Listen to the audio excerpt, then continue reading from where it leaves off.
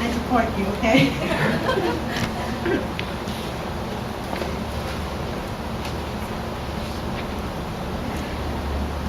Kelly is an ordinary college student, but apart from the exams and essays, there's one more thing that constantly frustrates her, which is her body.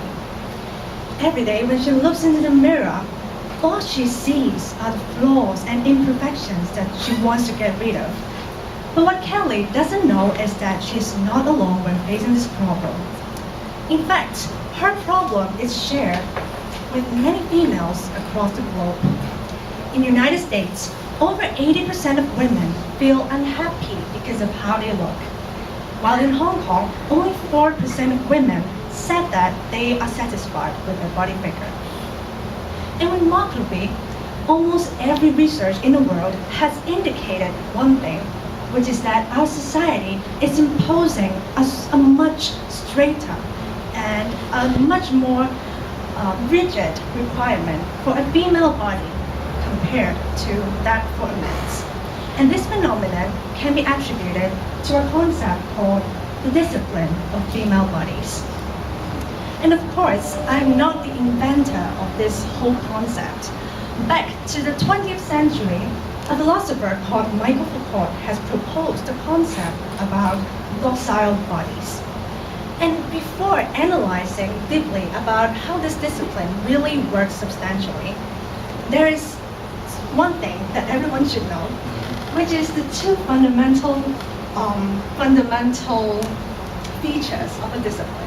Number one, it is not natural.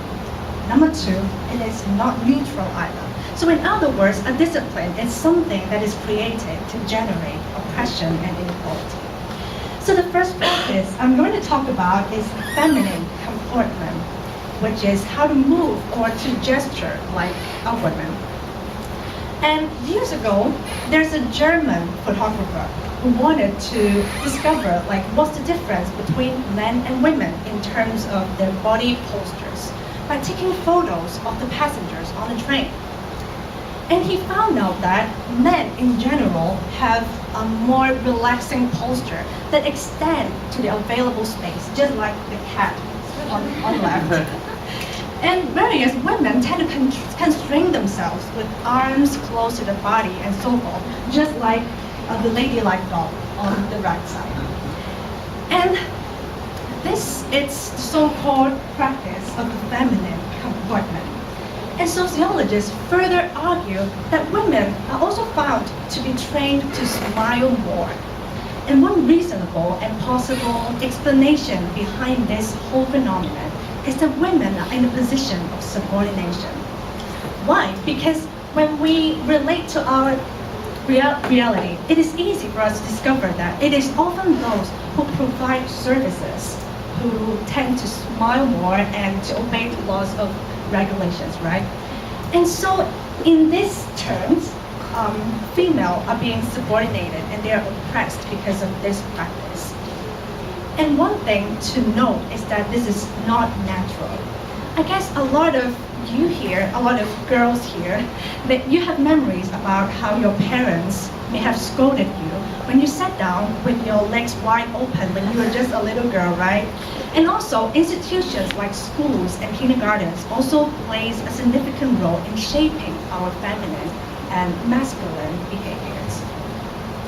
And the second practice I'm going to analyze is the pursuit of the so-called perfect body shape. We are living in a society where we are bombarded with this kind of images, with beautiful girls whose bodies are so slim and it actually resembles the immature adolescents.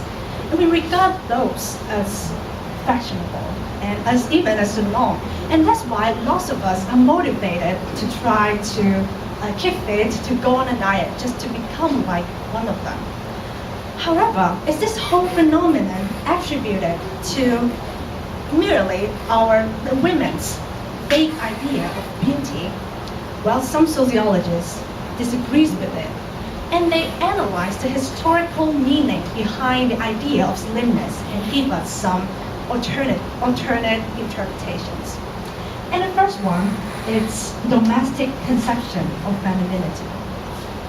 What it means is that we still perceive women as nurturers and feeders, and that's why it is greedy and improper for them to eat too much to satisfy their own desires or their own appetite. And that's why we tend to control this group of women, and we see them as improper and unacceptable. And the second interpretation is the dual demand for women, which means that in the modern society, when women enter into professional arenas, they are often expected to equip with the masculine values and the cultures, which is so-called the action of passing. And when these women tend to repress their hunger and try to maintain like a proper body figure, they have this bizarre illusion that they are in control of themselves. And it is very notable that because the idea of control is exactly matches with the male's virtue, because men likes to control. And that's why women need to control as well. So this is the other alternate explanation of why people tend to go on a diet. And no matter whether these explanations make sense to you or not, inarguably, this discipline persuades women to constantly feel insecure and unconfident about their own body, as well as tolerating the hunger with the bizarre illusion that they're in good control. And now comes to the final question. Where is the exit?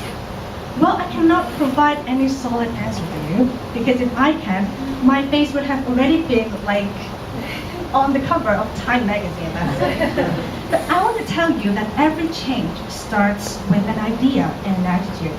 And always maintain a critical thinking against those values that we all take for granted, and stop being judgmental against those who do not act according to the norms or our expectations. And what's more, be brave for some time and seek opportunities to be rebellious. The disciplinary power is everywhere and is nowhere. The culprit is everywhere, is everyone, and yet no one in particular. But if you are willing to change, together we can make some difference.